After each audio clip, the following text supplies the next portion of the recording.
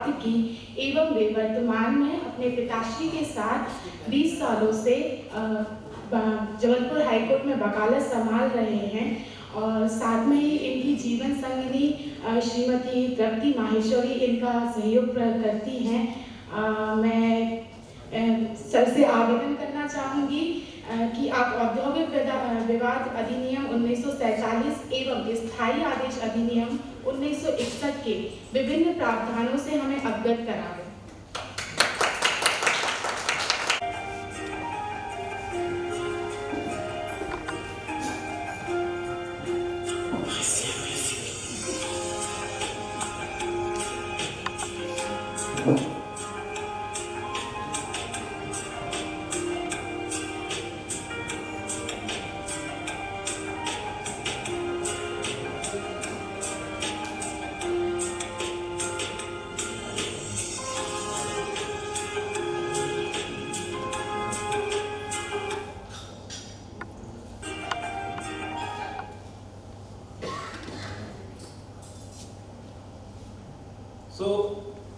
ये यहाँ कैसे रेलेवेंट है? हम एक factory, industry, hospital, game planet सब चलाते हैं और हमारे लिए एक एक व्यक्ति कितना इम्पोर्टेंट होता है कि वो एक छोटा सा जेम उसने निकाला और वो पूरी कलाकृति नष्ट हो गई।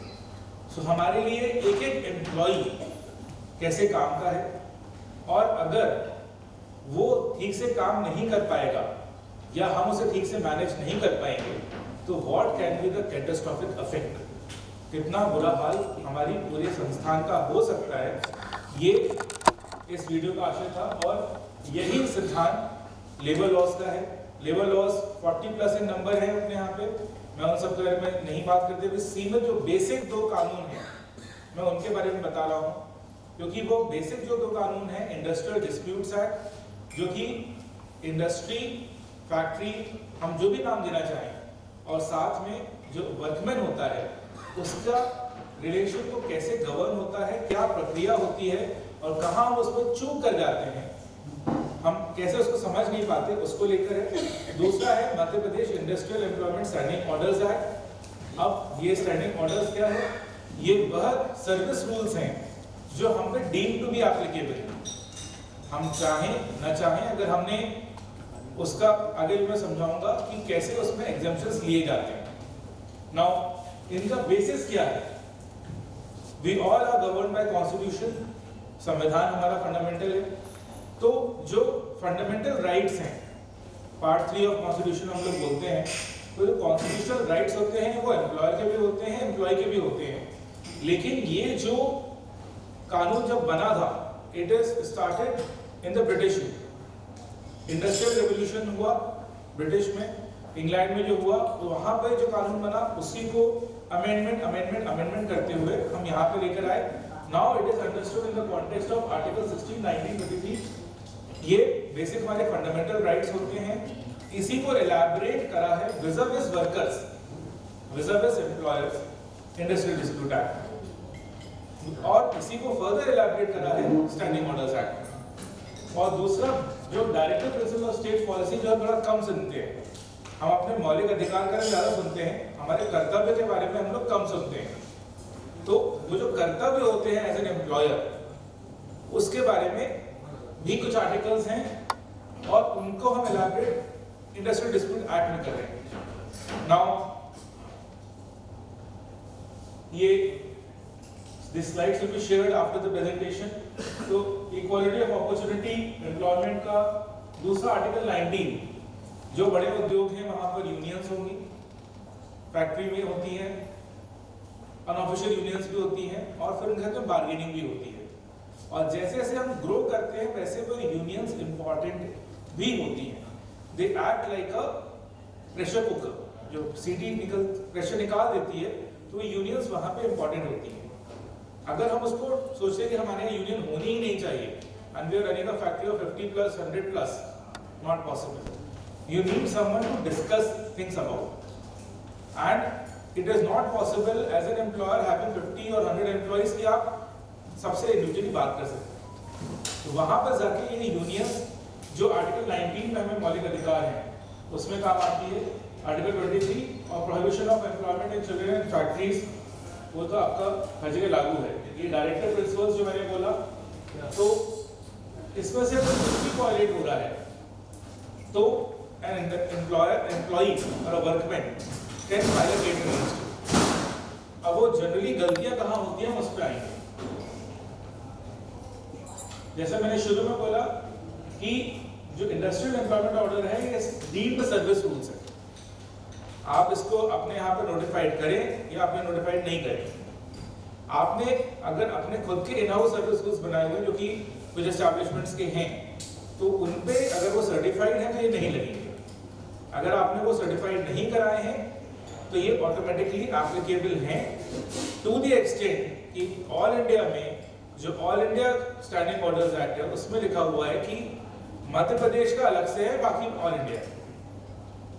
So this is Madhya Pradesh holds the unique significance कि हमारे यहाँ पर सर्विस रेगुलेशंस कानून में प्रोवाइडेड है। फ्यू इयर्स बैक उन्होंने एज ऑफ रिटायरमेंट एक्सटेंड कर दी, 58 to 60 कर दी।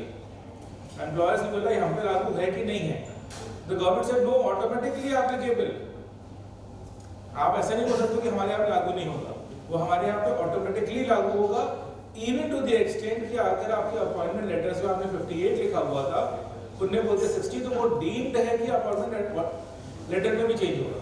बहुत लिटिगेशन हुआ, we have contested and finally the verdict came in favour of the employees. और ये सोच जो एम्प्लॉय की फेवर की रहती है कोर्ट्स की, we should be aware as an employer कि हम कुछ भी एक्शन लेते हैं it will go in favour of the employees. So basically what is, ये मैंने इसके बारे में बता दिया था। जैसा मैंने बोला कि इट इज स्टार्टेड फ्रॉम 1860, जो हमारा इंडस्ट्रियल डिस्प्यूट्स एक्ट 47 का बोलते हैं, इतना पुराना कानून है। तो इसका जो इतिहास है, we have to understand the law और एनी प्रिंसिपल ऑफ लॉ कि ये बना कब था, क्यों बना। चेंज गवर्नमेंट लाएगी, रिप्रेजेंटेशंस आप देंगे, हम लोग के मार्फत जाएंगे, डायरेक्टली आप लोग देंगे, लेकिन तब तक जो अथॉरिटीज होती हैं इन कानून के अंतर्गत, how they go about it, वो हमको जानना जरूरी है। बिकॉज ये बना कब का कानून, उसी एंगल से, चाहे वो authorities under industrial dispute act हो, चाहे authorities under any other labour law हो, वो उसी एंगल से चीजों को सोचती हैं। हम जाते हैं, देखते हैं लेबर कमीशन के यहाँ पे गए, लेबर इंस्पेक्टर हमारे यहाँ पर आया, वो उसका जो सोच होता है वो होता है एम्प्लॉय फ्रेंडली, एम्प्लॉय को ये मिलना चाहिए। Why? It goes to the background 1860 उस समय का क्या कानून हालत रही होगी, वो विजन और सोच उनकी आज तक बनी हुई है। नाउ कानून का नाम है इंडस्ट्रियल डिस्प्यूट, औद्योगिक विवाद, मेरे को शुरू में परिचय बोला गया। तो क्या, किसके मध्य होता है? इज इट नेसेसरली कि एम्प्लॉयर और एम्प्लॉय के मध्य हो? कई बार दो एम्प्लॉयज के बीच में भी डिस्प्यूट होता है, सीनियरिटी को लेकर हो गया, वर्क एलोकेशन को लेकर हो गया, वेजेस को लेकर हो गया, वो भी इंडस्ट्रियल डिस्प्यूट में आता है। So if the employee comes to you says ऐसा ऐसा है भाई, तुमको ज्यादा हम नहीं सेटिस्फाई कर पा रहे, we have a remedy. If you have a problem with other employee, you have a remedy. हम समझाएंगे, एक लेवल तक समझाएंगे। To a lesser extent employer और एम्प्लॉयर के बीच में अगर डिस्प्यूट होता है तो वो भी इंडस्ट्रियल डिस्प्यूट होता है, but I am yet to see any litigation in last 20 years on that point कि एम्प्लॉयर और एम्प्लॉयर दोनों आपस में लड़ते हुए लेबर कोर्ट गए। It is generally the employee who rushes to the court. Similarly इनका जो मीनिंग है, अब मैं दूसरा जो मैंने कानून बताया था industrial employment standing orders act, इसका जो फंडामेंटल था जब बना था ये, an industrial workers are right to know the terms and condition which is expected to follow. हमारे यहाँ पे एस्टैब्लिश होने हमारे यहाँ पे आदमी आया, हमने उसको नौकरी पे रखा, अपॉइंटमेंट लेटर को संस्थान देते हैं, वो संस्थान नहीं देते। अब वो हमारे यहाँ पे आ गया, हाँ ठीक है आ जाओ, कल से काम पे लग जाओ। क्या है उसके अधिकार, क्या उसके दायित्व है? Then we go on to say कि नहीं भाई तुम एम्प्लॉय हो, तुम तो मालूम होना चाहिए था, तो you should have done basic से, तो बेसिक हम समझाएंगे क्या हर चीज। लेकिन वो एम्प्लॉय तो बोले कहाँ लिखा था, कहाँ बोला था?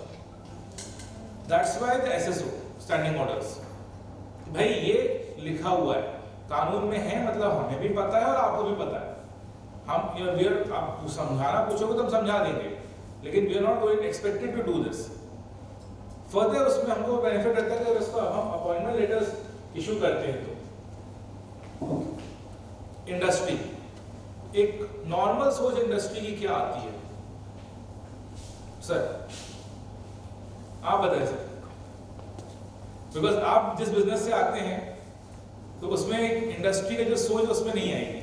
माइक अग्रवाल जी, इंग्लिश वर्ड है। हाँ, मतलब इंडस्ट्री तो एक्चुअली देखें तो हम लोग जो मान के चलते हैं, हम तो ट्रेड में हैं, तो हम ये मान के चलते हैं कि हम ट्रेडर अलग हैं और इंडस्ट्री अलग होती है। Very good point sir, very good point. Now the law is not like that, the law is not like that. Any systematic activity जिसमें प्रोडक्ट या सर्विस चेंज हो जाती है, आपके पास में जो रॉ मटेरियल आया और आपने जो आउटपुट दिया वो डिफरेंट हो चुका है, it's an industry. It has to be systematic work for profit. अगर हम कुछ इंस्टीट्यूशंस की बात करें जो रिसर्च करते हैं, गवर्नमेंट इंस्टीट्यूशंस में बात करें, जैसे for example state forest research institute, I still remember I was in school when my father did that celebrated case in high court. तो स्टेट फॉरेस्ट रिसर्च इंस्टीट्यूट, तो वहां तो नाम ही उन्होंने दिया हुआ है, रिसर्च इंस्टीट्यूट है, तो कैसे? बट अगर आप वहां पे जैसे ही एंटर करेंगे तो लेफ्ट में बोर्ड लगा हुआ है कि पौधों का विक्रय का शुल्क ये रहेगा। So they were earning something. Once you are earning a bit, you became an industry because that is for profit। अगर वो बेच नहीं रहे होते उस नर्सरी से तो वो इंस्टीट्यूट इंडस्ट्री की श्रेणी में नहीं आता। हॉस्पिटल्स, बहुत कंटेस्ट हुआ, हॉस्पिटल्स नहीं, it went to the action of supreme court. मामला सुप्रीम कोर्ट में गया, हम तो सर्विस प्रोवाइड कर रहे हैं, लाइफ सेविंग है, बोले no, but you are charging the patients. So जो सोच है, एजुकेशन इंस्टीट्यूशन, स्कूल्स पढ़ा रहे हैं बच्चों को, तो गवर्नमेंट से नहीं लगेगा, इन पे भी लगेगा, तो टीचर्स को छोड़ दिया गया बस। The teachers are not there. Lawyers chamber में, प्रिंसिपल लॉ ऑफिसेस में interns, juniors, you are not workman, ठीक है? Shashwat did not give his introduction, sitting back.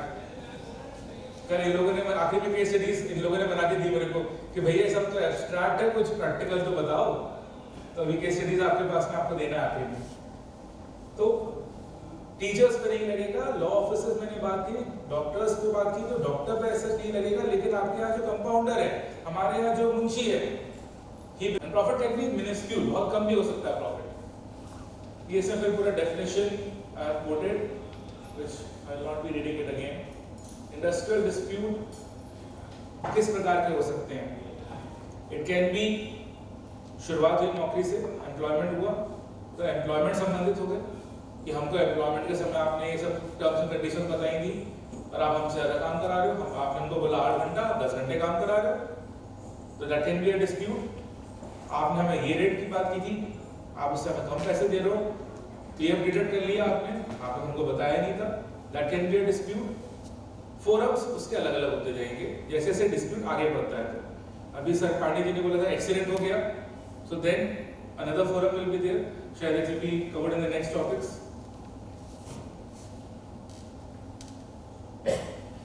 now ये जो कुछ इंडस्ट्रीज में खासकर काम आता है collective bargaining. Collective bargaining means through trade unions. कहीं पे मतलब जो स्मॉल एस्टैब्लिशमेंट्स है वहां पर तो ये लागू नहीं होता है, लेकिन यहाँ ट्रेड यूनियंस होती हैं 100+ वर्कर्स, वहां पर ये काम आता है कि हम फिर किसी यूनियन को रिकॉग्नाइज कर लेते हैं। For what purposes?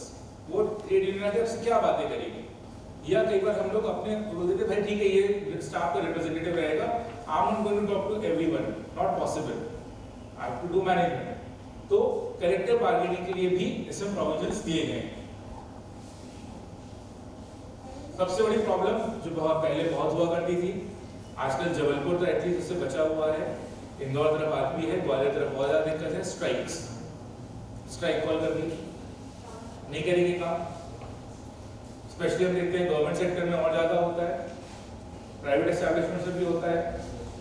स्ट्राइक कर दी, बोल दिया कि आपके हम धरना प्रदर्शन बिल्कुल गेट पे देंगे, माल अंदर नहीं जाएगा, हम किसी को घुसने नहीं देंगे। Whether that is possible, whether that can be done. So strikes करना है तो उसकी भी एक सीमा तय करता है इंडस्ट्रियल डिस्प्यूट एक्ट। ऐसा नहीं कि आपने किसी के प्रीमाइसेस में अंदर जाना आना ही बाध्य कर दिया हो कि आपकी फैक्ट्री है और फैक्ट्री के अंदर आप हम घुसने नहीं देंगे, that is illegal, that is not permissible. आपको करना है, आप अपने बात रखिए, not a problem, but not to the extent कि आप उस फैक्ट्री में माल का आना जाना, लोगों का आना जाना ही बंद करो। If that is done illegal, तो उसके लिए एम्प्लॉयर भी जा सकता है कोर्ट में कि sir this is the strike और ये दायरा है स्ट्राइक का, दैट हैज बीन सो किस प्रकार की स्ट्राइक होती है? Stay in, sit down, pen down, cool down, go slow, hunger, अलग अलग स्ट्राइक्स हैं। द एम्प्लॉइज यूनियन क्या क्या आपके खिलाफ में रिजॉर्ट कर सकती हैं, that is provided under the act. जिस प्रकार से स्ट्राइक एम्प्लॉइज करते हैं वैसे ही कई बार एम्प्लॉयर भी लॉकआउट करता है। भाई हमने चलाने का प्रयास कर लिया, पूरा नहीं हो रहा है, और these are the factors, lockout, हम बंद कर रहे हैं, क्योंकि rights have to be provided for both. जो कानून आपका है वो दोनों को प्रोवाइड करेगा, it can not only be for the employees. तो इसमें हमने टेम्परेरी करना है, बंद कर दिया है, लेकिन जैसे मैं इसमें अंडरलाइन किया हुआ कि it's a weapon available to the employer, कि भाई अगर आप बहुत ज्यादा दिन के लिए स्ट्राइक करोगे तो हम भी क्या करेंगे? हम भी तो प्रॉफिट और मैन्युफैक्चरिंग के लिए हैं, हम भी प्रोसेसिंग के लिए हैं। लॉकआउट। अनदर रीजन, कई बार हम प्रोजेक्ट करते हैं कि हमारी ग्रोथ जितनी होगी, हम 100 की जगह 100 की जगह 150 एम्प्लॉय रख लेते हैं, लेकिन फिर बाद में समझ में आता है नो, नॉट पॉसिबल, नहीं हो पा रहा है वैसा। तो हम ऐसे केसेस में क्या करें? तो हम लोगों को फिर नौकरी से निकालते हैं। अब जैसे ही आप नौकरी से निकालते हैं तो हमको प्रिकॉशन रखना बहुत जरूरी है। And what are those precautions जो कई बार हम लोग स्लिप कर जाते हैं? वन इज सीनियरिटी लिस्ट, क्योंकि कानून बोलता है जब किसी को आप नौकरी से निकाल रहे हैं तो उसको कंपनसेशन आप देंगे। नंबर 2, लास्ट कम फर्स्ट हो। लास्ट कम फर्स्ट हो कैसे? उस सीनियरिटी लिस्ट के अंदर किसी भी एस्टैब्लिशमेंट, बड़े एस्टैब्लिशमेंट्स में अलग अलग यूनिट होती हैं। एक यूनिट होना पॉसिबल नहीं कि एक ही यूनिट ने पूरा काम कर दिया। आपका मैन्युफैक्चरिंग अलग होगा, सेल्स अलग होगा, डिस्पैच अलग होगा, पैकिंग अलग होगा। तो अलग अलग सेक्शंस की अलग अलग सीनियरिटी लिस्ट, अलग अलग कैटेगरी ऑफ एम्प्लॉइज की अलग अलग सीनियरिटी लिस्ट, और उस सीनियरिटी लिस्ट के हिसाब से लास्ट कम फर्स्ट को, सबसे जूनियर मोस्ट को हम पहले निकालेंगे, junior most by the date of his joining. तो अगर कभी ऐसी खुदा ना खासा आवश्यकता आन पड़ती है that you have to remove people, then this precaution has to be there, because अगर हमने इनको फॉलो नहीं किया तो employee can successfully go to the court and claim reinstatement with full back payments। तो जितने दिन वो बाहर रहा उतने दिन का बैठे का वेतन भी वो कोर्ट से पालेगा। एंड डिस्प्यूट्स इंडिया में थोड़े लंबे चलते हैं कई बार, तो उतने ज्यादा दिन का वेतन उसको मिल सकता है। And apart from the litigation cost, headache and name tag की लिटिगेशन कॉस्ट चल रहा है establishment, that has to be avoided।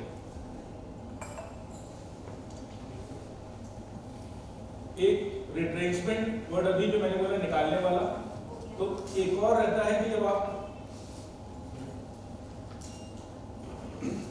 Now we come to the any big establishment, कई बार इंस्पेक्शन होता है कि आपके यहाँ पे कमिटीज बनी हुई है कि नहीं बनी हुई।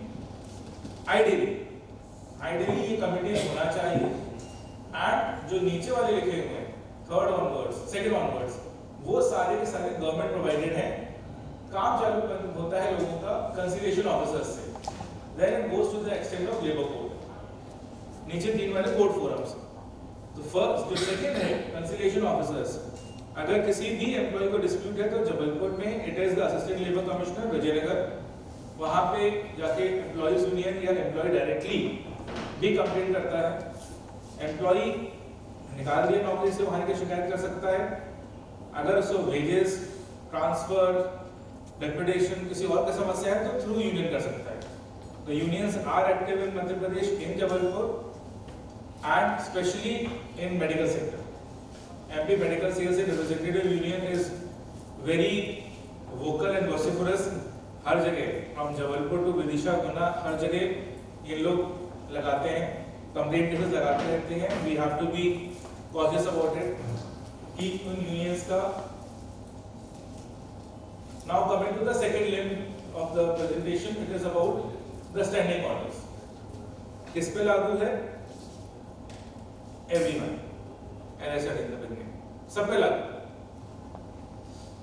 नंबर 2, उसी में लिखा हुआ है कि एग्जेम्पशन, अगर आपने खुद का बना लिया और सर्टिफाई करा लिया असिस्टेंट लेबर कमिश्नर से, तो आप एग्जेम्प्टेड हो, otherwise it becomes applicable. You can have your own in house rules, in house आप रूल्स बना सकते हैं which should not be less beneficial in your standing order से मुकाबले। अगर आप अपने बना रहे हैं, क्योंकि आपका जो इंडिविजुअल ट्रेड है, जो आपका अग्रवाल जी ट्रेड होगा वो यूबीएल का नहीं होगा, वो आयुर्वेद हॉस्पिटल का नहीं होगा, सबका अलग अलग रिक्वायरमेंट होती है। वर्किंग आवर्स की रिक्वायरमेंट, आपके सीजनल बिजनेस ज्यादा है, हॉस्पिटल्स में ऐसा नहीं होता। तो उस समय आपकी क्या रिक्वायरमेंट आती है, उस हिसाब से आप रूल्स बना सकते हैं।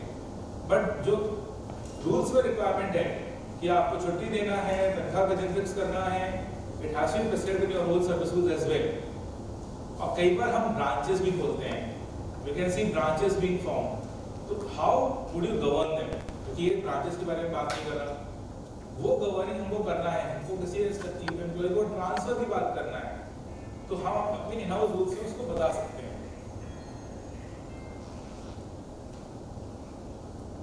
क्लासिफिकेशन ऑफ एम्प्लॉइज, ये बहुत टिपिकल है एसएसओ में, स्टैंडिंग ऑर्डर्स एक्ट में। ये जो परमानेंट, सीजनल, प्रोबेशनर, बदली जो लिखे हुए टर्म्स हैं। नाउ परमानेंट कौन? अंडर लेबर लॉ परमानेंट वो व्यक्ति है जिसने 240 डेज काम कर लिया, उसको आप बिना प्रोटेक्शन के नहीं निकाल सकते। जो प्रिकॉशन मैंने शुरू में बोले, कंपनसेशन, सीनियरिटी, एज, 240 डेज। आज वो डीम्ड है, हम तो उसने हमने दिहाड़ी मजदूर रखा, हमने उसको ऑन रोल रखा, ऑफ रोल रखा, ये कॉमन टर्म्स होती हैं। अगर आपने भी कई लोगों को बोला होगा कि ऑफ रोल रख दो यार, कोई फर्क नहीं पड़ता, बट वो ऑफ रोल हमारे नॉमेनक्लेचर के लिए तो ठीक है सर, लेकिन लेबर लॉ में अगर उसको निकाल रहे हैं और उसको ऑफ रोल में भी आपने 240 डेज के ऊपर रख लिया, it doesn't make a difference, it becomes an on roll employee. तो इस कारण से, और जैसे ही अनडीम्ड है, आप जो परमानेंट की जो डेफिनेशन है उसमें a person who is, he will be deemed to be a permanent employee and typical to Madhya Pradesh। Permanent, seasonal हो गया, प्रोबेशनर की बात हुई, बदली, अप्रेंटिस आपने पूछा था, apprentice is provided here under IDI. ये अप्रेंटिस जो आप लोग बोलते हैं, जो सीखने के लिए आया है, हम उसको ट्रेनिंग बोले, तो training is a term given by us. Apprenticeship act में अप्रेंटिसेस होते हैं, और हमको अलग से कैटेगरी में ये अप्रेंटिसेस हमारे यहाँ पर हैं। एंड उसको अगर वो रेगुलर नेचर ऑफ वर्क करने लगे आपके यहाँ पे, तो court will say no, he is not an apprentice. तो आपको वर्कमैन है साहब, ही इज नॉट, वो सीखने नहीं आया, आप उसे 2 साल तक अप्रेंटिस थोड़ी करोगे सीखो।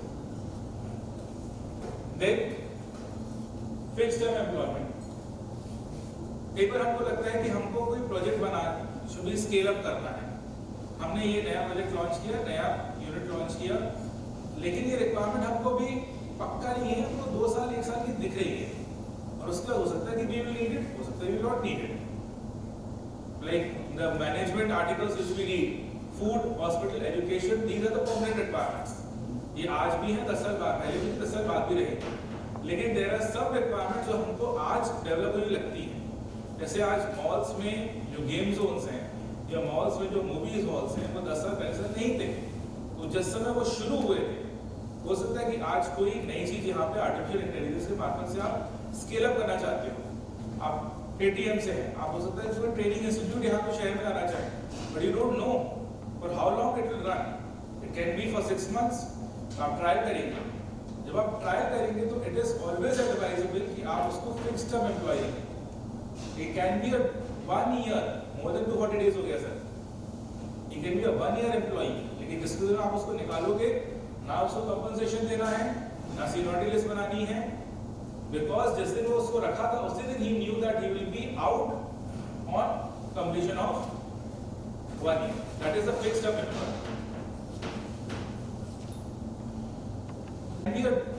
year, more than 240 days हो गया sir, he can be a 1 year employee, लेकिन जिस दिन आप उसको निकालोगे ना उसको कंपनसेशन देना है ना सीनियरिटी लिस्ट बनानी है, because जिस दिन वो उसको रखा था उसी दिन he knew that he will be out on completion of 1 year. That is a fixed term employee.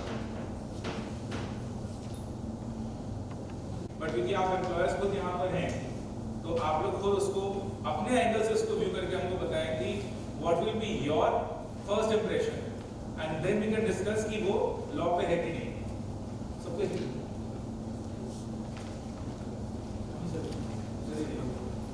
So because the as I said initially कि जो सर्विस रूल्स हैं they provide for these particular number of things. I hope everybody is comfortable in Hindi. कुछ मुद्दा हो सकता है।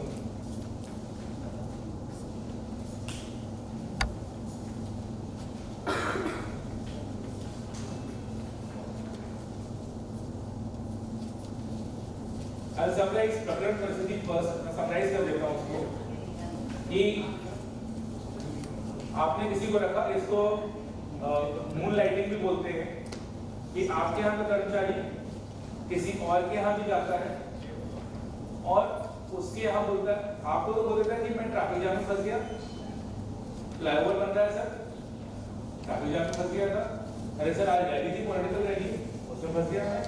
लेकिन वो उस समय जाकर सेम टाइम में जिस समय आपके यहाँ की तनख्वाह ले रहा है वो कहीं और भी तनख्वाह ले रहा है, आपको ये मालूम पड़ता है। इसको अभी कोविड के समय पे मून लाइटिंग बोला गया था, जिसमें Wipro had removed a number of persons. They were using the time resources of a company and working for किसी और के लिए काम कर रहे थे और तनख्वाह दोनों जगह से ले रहे थे। तो आपकी निगाह से anyone आदर्श माइक रेडी रखो। मैंने उस assumed employee का नाम सीताराम लिया है, तो क्या सीताराम should be punished?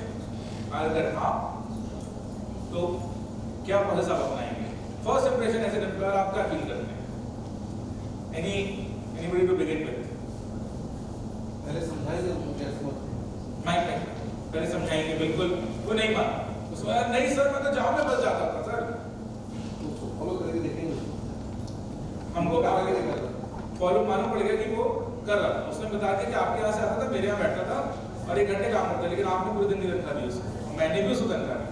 2 दिन में समझाऊंगा नहीं मानेगा, फिर उसको निकाल दूंगा।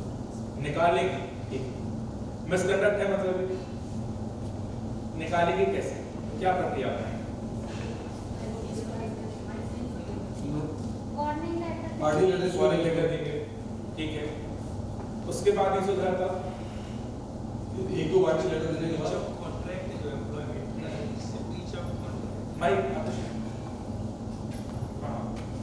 ब्रीच ऑफ कॉन्ट्रैक्ट है, ठीक है। बेसिकली जब अपॉइंटमेंट होता है ना तो उसमें एक कंडीशन लिखी रहती है कि जो भी समय मतलब वो फुल टाइम एम्प्लॉयमेंट में यही है, कहीं और कार्य नहीं करेंगे। आपके यहाँ पे लिखा हुआ है, अग्रवाल जी के हो सकता नहीं देते हो, वो नहीं देते होंगे अपॉइंटमेंट लेटर। नहीं, उस केस में हम उसको एक राइटिंग में देंगे कि you have to decide either you work there और यू कंटिन्यू हियर। सो उसके बाद एक आप राइटिंग में उसको शो कॉज देंगे, यस शो कॉज देंगे, यही एसएसओ बताता है भी दें और हम उसको टर्मिनेशन लेटर भी दें, लेकिन टर्मिनेशन लेटर देने के पहले उसको सुनवाई का अवसर देना कंपलसरी है। That is called principles of natural justice. ऐसा आपने बोला वार्निंग देंगे, आपने बोला शो कॉज देंगे, क्यों? क्योंकि उसको सुधरने का अवसर मिलना चाहिए, नहीं करा तो ही जाओ, but process has to be follow. अगर नहीं किया तो then the court will grant him go back. Sir, in the resort it is written that he is working in a competitor's place. अपने नियोक्ता के साथ व्यावसायिक संबंध वाले प्रतिष्ठान में कर रहा है काम। नॉट कॉम्पिटिटर कैन बी आपको हमारे हो सकता है कि हमारे यहाँ से आपके यहाँ पे हाँ, but then we do not want our secrets to go out, तो हमें निकालना ही है, हमें अवसर नहीं देना। एग्जैक्टली निकाल लेंगे, बिल्कुल, वो तो एक ड्रॉप ऑफ द हेड का सोचेंगे उनको निकालना है, लेकिन निकालने तक क्या प्रक्रिया? सस्पेंड करेंगे सबसे पहले कि भाई जब सस्पेंड आप you are being suspended, suspend इसी किसी को करते हैं, you have to pay suspension allowance. 50% of the basic wages. Process has to be followed. The second परिस्थिति मैंने उसमें लिखी है, क्योंकि अब यंग क्राउड हर जगह आ रहा है, तो ये पॉसिबिलिटी कई बार आती है. Everybody understood the second परिस्थिति?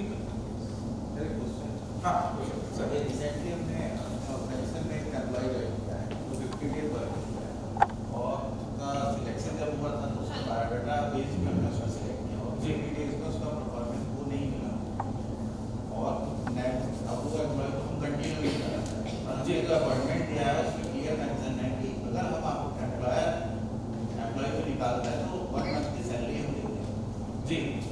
आज 1 तारीख के बाद देते हैं, कल कई केस है मेरे साथ, तो इस कंडीशन में हम क्या करें, क्योंकि उसने काम 15 दिन करा है और हमने उसको अपॉइंटमेंट दिया है, और जिस सीटी के बेस पर उसको सिलेक्ट हमने किया था उस परफॉर्मेंस में वो खरा नहीं हुआ. कोई भी प्रोटेक्शन किसी भी एम्प्लॉय को मिलता है 240 डेज में. अगर उसने 15 दिन काम किया है तो उसको कोई प्रोटेक्शन नहीं. और अगर आपको उसमें लिखा ही हुआ है कि हम उसका परफॉर्मेंस बेस पे रखेंगे, तो एक वार्निंग लेटर देना है कि आपका performance is not as per mark, improve. अब वो अप्रेजल आपके हाथ में, परफॉर्मेंस अप्रेजल बोलते हैं उसको, फिर ही कैन बी रिमूव. जो दूसरी परिस्थिति है सर, आप सबने पढ़ी इसको. Now in this there is no misconduct. There is no misconduct. Both of them are coming on time. Both of them are leaving on time. They are following your orders. Obviously, mobile, internet, computer पे typing चल रही है, लेकिन mobile पे typing चल रही है actually, तो वो स्लो हो गया. लेकिन आप उसको असेस नहीं कर सकते, आप उसको पकड़ नहीं सकते. आप जानते हैं there is a problem happening, तो आप ऐसे में क्या करेंगे?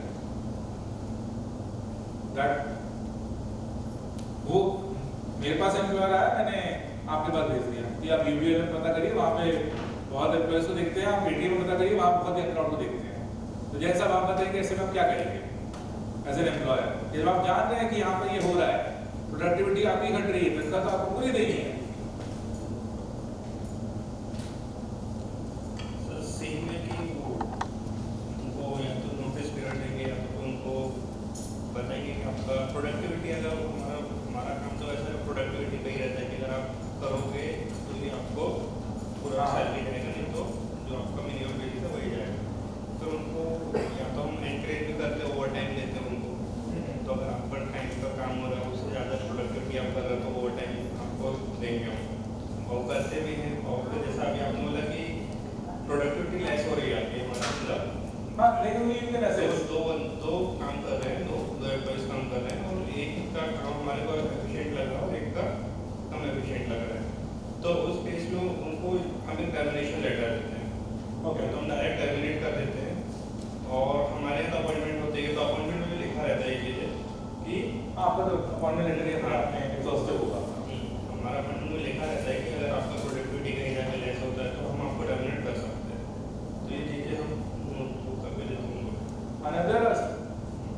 Another pattern adopted is transfer. अलग डिपार्टमेंट में उनको शिफ्ट कर दिया, टाइमिंग बदल दी उनकी, टाइमिंग बदल दी उन दोनों की, क्योंकि अब वो मिसकंडक्ट है, अपेरेंट है, जानते हुए भी हम अनजान करना पड़ता है. तो एक another option with the employers की शिफ्ट, वर्किंग शिफ्ट कर दी, पैटर्न बदल दिया. और अगर ब्रांचेस हैं तो ट्रांसफर कर दिया. उसके बाद में फिर वो अपने आप अगर दूसरी गलती करता है, देन टर्मिनेशन एंड मिसकंडक्ट में अभी नहीं आया. जहाँ तक आपने बात करी सर, तो परफॉर्मेंस अप्रेजल हमेशा होगा, करेगा उसका. You can not simply remove a person, performance हमें ठीक नहीं लगा, दैट इज सब्जेक्टिव. कोर्ट हमेशा बोलती है कि कोई ऑब्जेक्टिव पैटर्न आपने अडॉप्ट किया कि नहीं किया. तीसरा केस भी ये भी रिसेंट वाला है. थर्ड मैंने लिखा है, ये जूनियर्स ने मेरे बनाया था. इसमें हाँ, इसमें ये लिखा हुआ है कि एक रीजन सामने आया था कि ये जो व्यक्ति है बिकॉज ऑफ सम रीजन उसने बोला कि ठीक है मुझे तो इतने में नहीं घुसा, मैं इतने में काम नहीं कर पाऊंगा. होता है, खर्चे किसी किसी के बढ़ जाते हैं, फॉर व्हाटएवर रीजंस, उसकी पर्सनल चॉइस. नाउ मैंने इसमें लिखा हुआ है कि he had work for 3 years 4 months. वो पहले 3 साल 4 महीने आपके यहाँ काम कर चुका है, और एकदम मिड ऑफ द मंथ से उसने आना बंद कर दिया. आप नेक्स्ट मंथ में उसके बाद क्या करेंगे?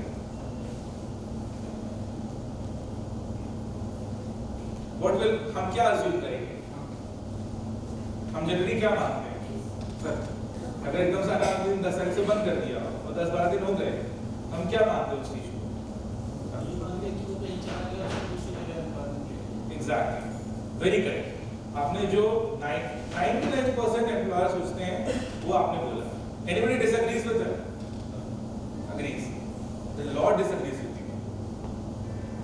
द लॉ सेज कि अगर उसने आपके यहाँ रेगुलर परमानेंट एम्प्लॉय वो बन चुका है और अगर वो नहीं आ रहा है तो you have to issue a notice, report for duties. आप रिपोर्ट करिए जो भी उसका लास्ट नोन एड्रेस आपके पास में था, before striking off the name from your employer. अगर आपने उसको नोटिस नहीं दिया है, वो वापस आएगा 1 तारीख को, अरे भाई तुम तो चले गए थे, नहीं भाई, you can give any reasons में नहीं जा रहा। लेकिन अगर उसने 3 साल 4 महीने मतलब मोर देन 40 डेज 3 साल काम कर चुका है तो उसको वो प्रोटेक्शन एसएसओ में मिल चुका है। He has got that protection. A notice has to be given by you कि आप इस तारीख से नहीं आ रहे हैं, अगर आप नहीं आएंगे तो it will be marked that you do not want to continue in service. Sir, is there time limit for 10 days. SSO. हाँ बिल्कुल, आपका कहना सही है। इतना टाइम लिमिट क्या है? 10 days. 10 days। 10 days में अगर आप वो नहीं आ रहा है और आपने उसको नोटिस दिया है, then We can issue the then you can terminate. You deemed कि you don't want to continue. आपको उसको नोटिस भेजना है। आजकल WhatsApp से भेजने को भी मान्य कर रहे हैं सब लोग, तो आप उसको रजिस्टर्ड एडी से भेजिए और उसकी जो रसीद है उसके साथ में उस लेटर को उस WhatsApp पे कर दीजिए। ब्लू टिक मार्क आ गया, he did not come out. हम जैसे अपॉइंटमेंट में उसके जो किसी का एड्रेस भी लेते हैं, उसका विटनेस वाले किसी का एक एड्रेस लेते हैं, सपोज वो अपने ओरिजिनल एड्रेस पे उसका रिप्लाई वापस आ जाता है, हाँ, क्या हम उसके सेकंड एड्रेस पे उसको भेजना चाहिए? एक बार भेजना है। हैदराबाद, हाँ, और we can send to both of them. हाँ, प्रेफरेबल आजकल हो गया WhatsApp। Okay, registered AD for court purposes, कल को अगर वो कोर्ट गया देन, और for practical purposes email and WhatsApp, क्योंकि WhatsApp आजकल मोबाइल नंबर भी ऑथेंटिक हर कोर्ट मानने लगी है। Now I come to the fourth pattern, specially जब एस्टैब्लिशमेंट छोटे से बड़े ग्रो होते हैं, क्योंकि हमने जनरली देखा है कि आपके यहाँ पे जो आप when you started the establishment, आपके यहाँ पे जब संस्था शुरू हुई थी उस समय के जो एम्प्लॉइज का नेचर होता है, डेडिकेशन होता है, और जो जब ग्रो होने के बाद में लोग आते हैं उनका जो एटीट्यूड, नेचर और डेडिकेशन होता है वो डिफरेंट होता है। और जो पुराना एम्प्लॉय होता है उसको आपको कुछ बताने की जरूरत नहीं होती कि भाई इस समय आना है, इस समय जाना है। जो नए आते हैं बोलते हैं सर, आने वाले दिन ही पूछते हैं कि कितने बजे आना है मेरे को, कितने बजे जाना है मेरे को। आप बैठे हो, काम पेंडिंग है, आपने बोला था करा मैं, बिल्कुल मैंने पंच किया, आई एम लीविंग नाउ। और जो आपका सबसे पुराना आदमी होगा वो देखता रहेगा कि सर बैठे हैं ना, बैठे हैं, और उसको गुस्सा आती है। ये मैंने तो एक्सपीरियंस किया है कि जो पुराने वाले को गुस्सा आती है उसको तो कुछ बोलते नहीं है, हमको इतना काम कराते हैं। How do we solve it? We can not go by the they are coming on time, attendance पूरी है, आपकी बातें भी पूरी मानते हैं, व्यवहार कुशल भी हैं, they speak to you properly. लेकिन जो पुराने एम्प्लॉइज हैं उनका डेडिकेशन अलग है, वो समय पे आ रहे हैं, समय पे जा रहे हैं। They look for the establishment, कि एस्टैब्लिशमेंट में कभी काम रहा है, कभी काम नहीं, तो उस समय वो अपना पैटर्न चेंज कर लेते हैं। जो नया होता है, आपने मुझे अपॉइंटमेंट लेटर में ये बोला था सर, मैं पूरा फुलफिल कर रहा हूँ। तो ऐसी पोजीशन में आपको कैसे सिचुएशन कैसे हैंडल करनी है?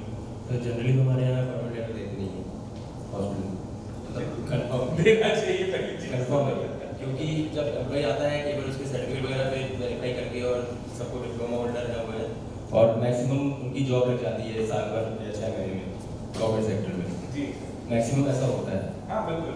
और बाकी हॉस्पिटल है तो लापरवाही काम में तो पॉसिबल देख ही नहीं जा सकते। देखिए आप बाकी जो नहीं, वैसे शहर में डेंगू फैला, वर्कलोड सब पे बढ़ गया जी, लेकिन जो नए एम्प्लॉय होते हैं भैया 10 घंटे ड्यूटी हम ही करेंगे, आधी घंटा एक्स्ट्रा। जो पुराने बिल्कुल लगे हुए, भैया अस्पताल के नाम से हमारा नाम जुड़ा हुआ है जी, ऐसा भी होता है। How do you manage the situation? समझा ही सकते हैं या तो फिर उसकी जगह किसी और को अपॉइंट करते हैं कि आप देखो। एनी अदर जो कोई और तरीका। एक चीज और हो सकती है, अगर जो न्यू एम्प्लॉय है वो न्यू जनरेशन का है, वो उसको सारी चीजें पता है, मतलब क्या चीजें हम अपने न्यू टेक्निक अपना के जल्दी काम कर सकते हैं। और लेकिन जो ओल्ड होते हैं उन्हें उतना अच्छा कंप्यूटर चलाना नहीं आता है, मतलब वो स्लो वर्क करते हैं। तो कई जगह होता है ना जहाँ स्मार्ट वर्क दिया जाता है, और कई जगह होता है कि जो जैसे कोई शीट बनी हुई है उससे वो कॉपी पेस्ट करते हैं, बट जो न्यू जनरेशन है वो वीलुकअप लगा के वो चीज़ें उठा सकते हैं। तो थोड़ा यहाँ डिफरेंट हो जाता है कि न्यू जनरेशन और ओल्ड जनरेशन।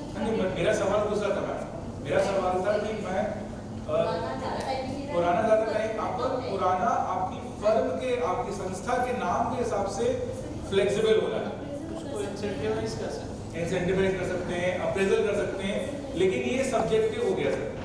ये आपने उस समय देखा आपने कर दिया, नया बोलेगा यार आपने उसको अप्रेजल नहीं दिया, मुझे नहीं दिया।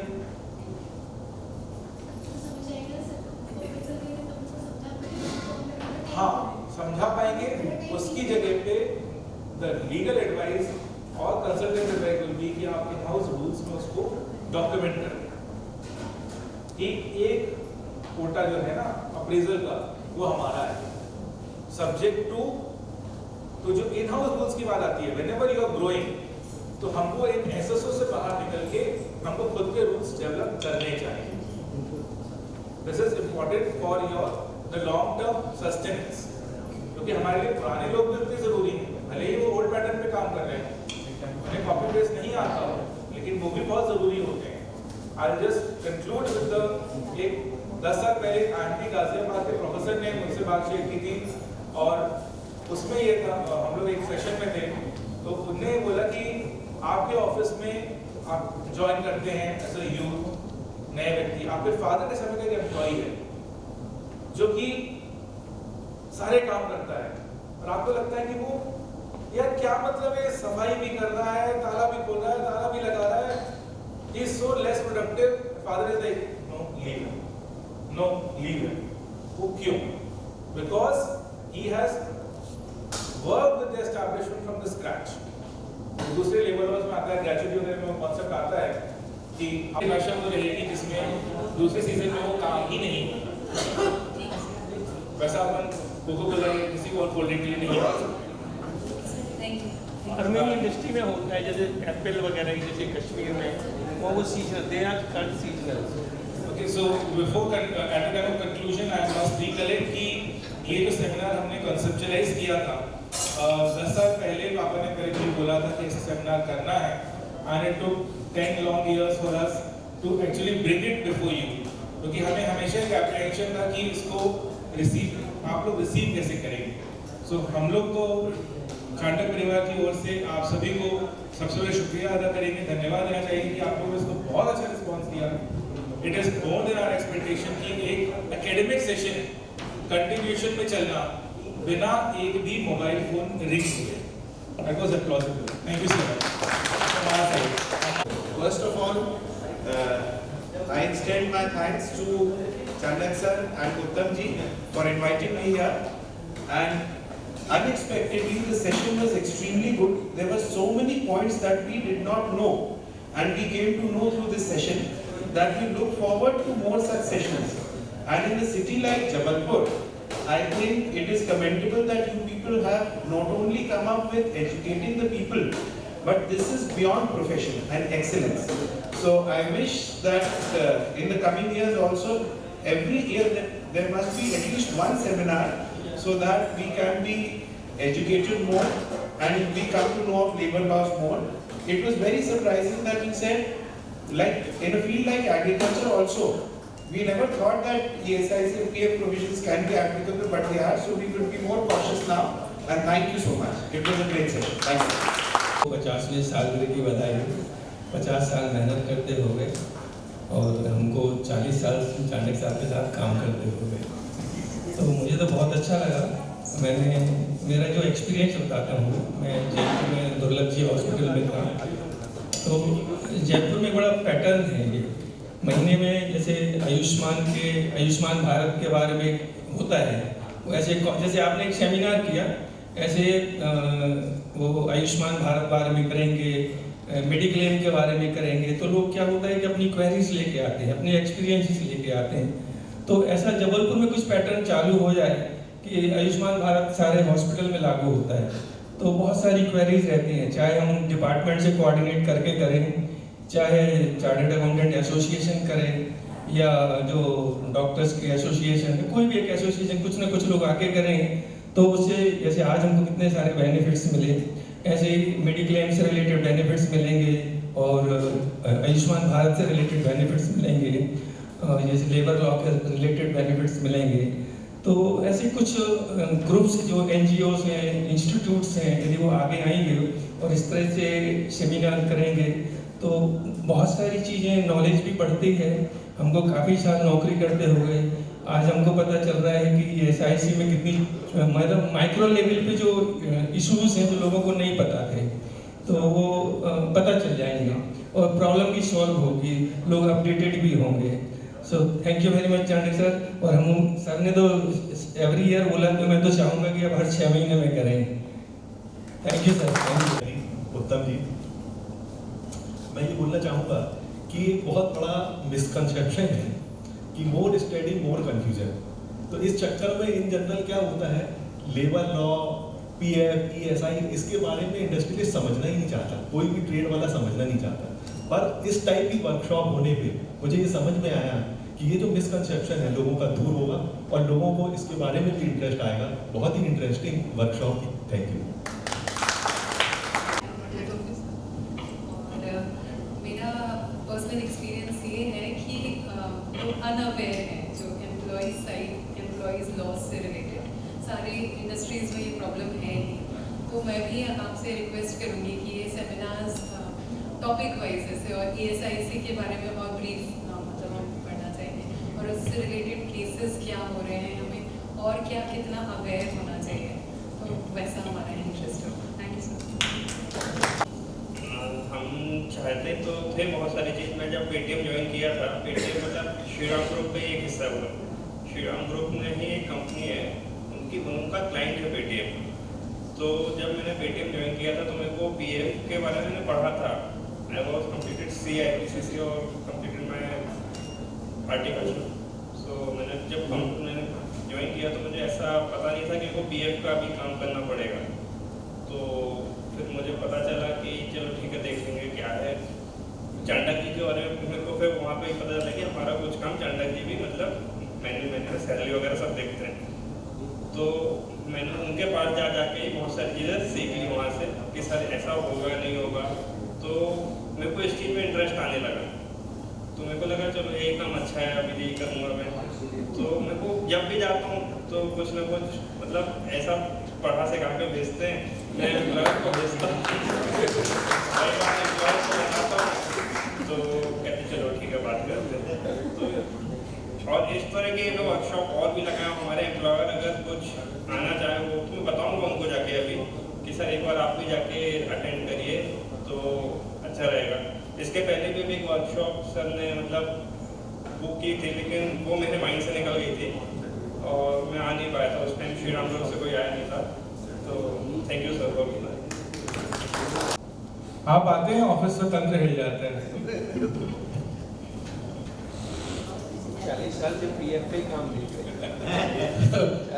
चांडक के साथ 40 से ज़्यादा साल से जुड़ा हूँ। जब कॉमर्स नोट था तो मैं PF ESI का नॉलेज लेने के लिए मैंने एक्स्ट्रा एक वर्क चालू किया था।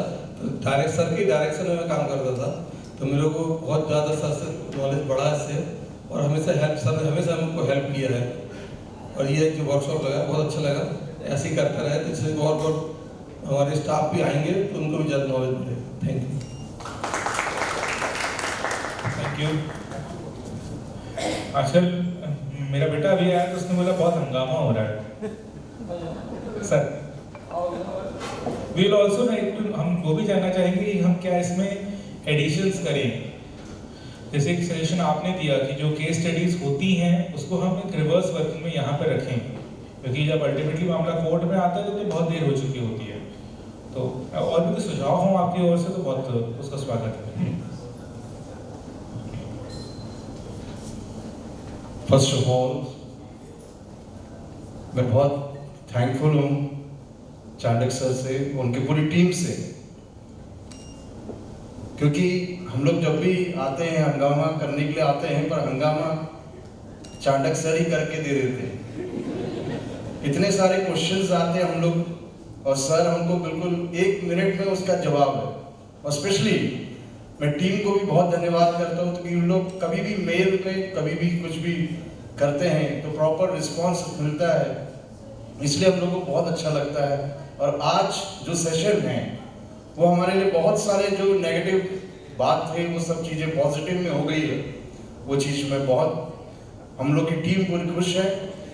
और दूसरा एक छोटा सा सजेशन मेरे तरफ से ये है कि ये जो अपन ने प्रोग्राम कराया, क्योंकि फॉर्म कई चीज़ें लिख रहे हैं, form A B C D, पर इस चीज़ का अवेयरनेस यदि आप प्रैक्टिकली वो फॉर्म दिखा दें कैसे करते हैं, फिल कैसे करते हैं, या लेबर या वेलफेयर को कैसे फॉर्म फिल करते हैं, तो वो अच्छा रहेगा। और दूसरा एनुअल रिटर्न आने वाला है तो आप लोग एक मेल कर देंगे तो हम लोग के लिए भी एक अच्छा रहेगा कि आने वाले टाइम पे हम लोग उसमें थोड़ा सा अवेयरनेस रहेगा, तो जिससे कि हम लोग भी अपना जो भी डॉक्यूमेंट्स इनकम्प्लीट है हम लोग तैयार कर ले। यदि जून में है तो मई में बता दीजिए, तो हम लोग फटाक जो भी है जल्दी जल्दी इसको जून तक कंप्लीट करने की कोशिश करेंगे। Once again we are very thankful to you.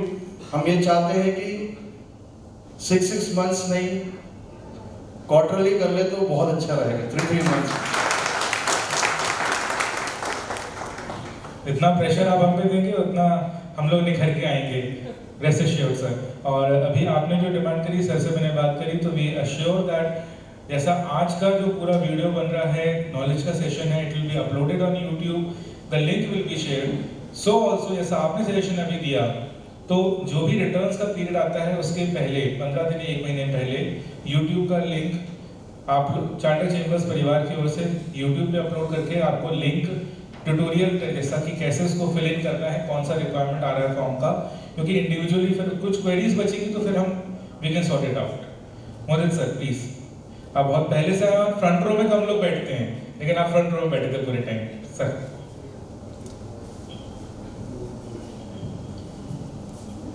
बहुत ही अच्छा सेशन रहा, कई चीज़ों के बारे में जानकारी मिली जो कि हम लोग नहीं सोचते थे कि हम लोग को भी अप्लाई होती है। Thank you. Shri Chanakya sir का जीवन सूत्र यह रहा है, इरादे हो अगर अटल तो मंजिल खुद ही मिलती है, पत्थर भी पिघलते हैं, नदियाँ रुख बदलती हैं। इसी जीवन सूत्र के साथ कार्यशाला को विराम देते हुए आप सभी अतिथियों से हमारा अनुरोध है कि आप भोजन ग्रहण करें। भविष्य में आपका सहयोग प्राप्त होता रहेगा, इसी भावना के साथ धन्यवाद।